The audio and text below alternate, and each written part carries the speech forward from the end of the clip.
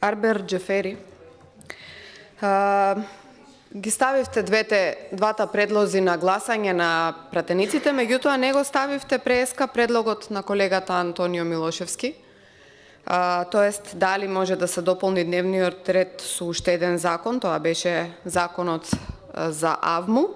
Сега, имајќи го тоа во предвид, јас гледајќи го дописот кој што ни го доставивте од владата, тоест од техничкиот премиер Талат Џафери, сакам да ве запрашам дали понатаму оваа влада, начело со техничкиот премиер Талат Џафери, останува и кон овој закон. Јас прв пат во мојот живот гледам еден ваков допис, бидејќи во минатото ние знаевме како изгледаат дописите од владата, особено кога имаше одредени промени, од таму пристигаа дописи вкупно со сублимат на сите закони кои што се во процедура, во собраниска процедура, и од таму буквално можевме да видиме кои закони беа повлечени, кон кои закони се остануваше.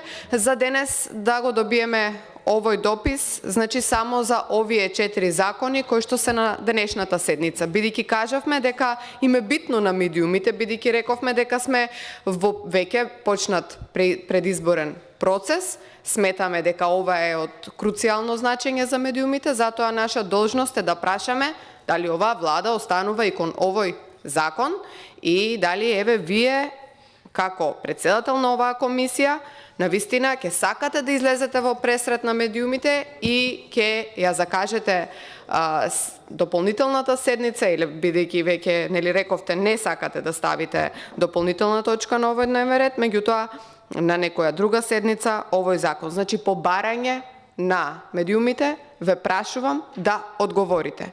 Дали оваа влада, начело со техничкиот премиер Талат Џафери, останува и понатаму кон законот за АВМУ или законот кој што им е битен на медиумите, а кој што од вас се чекаше да биде ставен на дневен ред и од ноември месец до денес требаше веќе да биде усвоен. Ви благодарам. Фалим Дерет. Ви благодарам.